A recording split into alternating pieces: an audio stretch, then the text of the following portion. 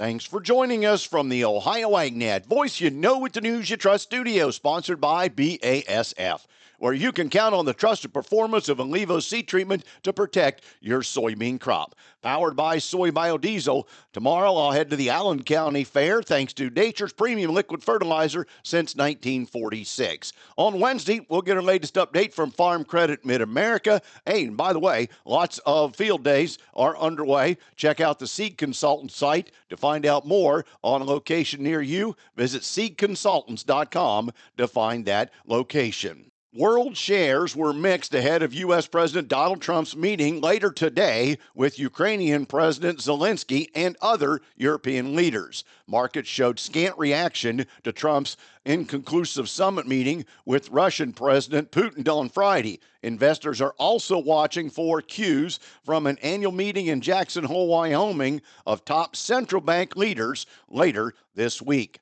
Today's weather brought to you by Seed Consultants. Simply better performance online at seedconsultants.com. Here's the forecast. Mostly dry today over Ohio. I'm Chief Meteorologist Ryan Martin. Quick forecast update for you. I don't see anything coming together here this afternoon. It's hot, it's humid, but I think all shower and thunderstorm action stays back west and north. As we move through your Tuesday, that hit and miss scattered shower and thunderstorm action comes out of Indiana and Michigan, settles into Ohio. May have a long tail in southern parts of the state through Wednesday midday.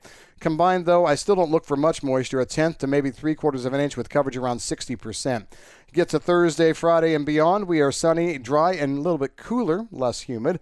And the weekend's rather pleasant as well for Saturday and Sunday. I'm Ryan Martin. And thanks, Ryan. I'll have more developments on the New World screwworm after this. As we approach the long days of harvest, the Ohio Soybean Council continues investing in the future of the soybean industry. Your checkoff contribution supports ongoing education programs and collaborative outreach to inspire the next generation of agricultural leaders. You can count on the Ohio Soybean Council to support you and future generations on your farm with opportunities that make a difference. Visit soyohio.org to see all the ways the Ohio Soybean Council is invested in your future. That's soyohio.org.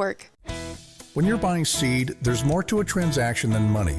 You're exchanging time and trust, hoping each decision adds up at harvest. Seed Consultants sales professionals don't take that lightly. With products made to excel in the Eastern Corn Belt and agronomic knowledge that stands up to the test, we're all about the same things you are: reliability and results.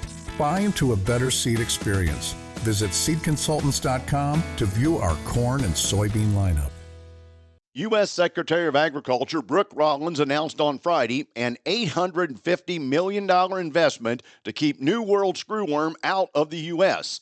A $750 million New World screwworm sterile fly production facility is planned at the Moore Air Base in southern Texas. Another $100 million is allocated to find cutting-edge technologies to help combat the spread of New World screwworm. Rollins made the announcement along with Texas Governor Greg Abbott at the press conference in Austin, Texas. By the way, the new facility will have the capability of producing 300 million flies per week, and currently there's only one place in the world to raise those flies, and that is in Panama. The National Cattlemen's Beef Association showed their continued support of the federal efforts as well. American cattle producers commended President Trump and Secretary Rollins for their swift action in combating the spread of New World screwworm, their leadership and diligence, along with USDA's collaboration with Texas in building a sterile fly production and distribution facilities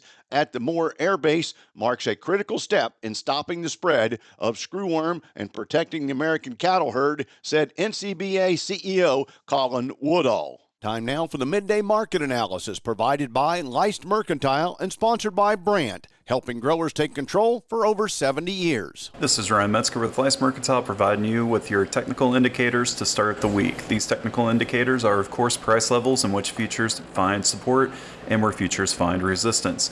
December 25 corn futures has the first level of support seen at $3.99 and the first level of resistance seen at $4.08. November 25 soybean futures has the first level of support seen at $10.31 and resistance at $10.48. December 25 wheat futures has the first level of support seen at $5.23 and resistance at $5.29. Please visit our website, licemercantile.com, to learn more about our grain marketing program and crop insurance services. And thanks, Ryan. Today's market's brought to you by Seed Consultants. Simply better performance online at seedconsultants.com. September corn now unchanged at $3.83 3/4. December up 1 3/4 at $4.07. September beans down a half at $10.21 3/4. November unchanged at $10.42 1/2.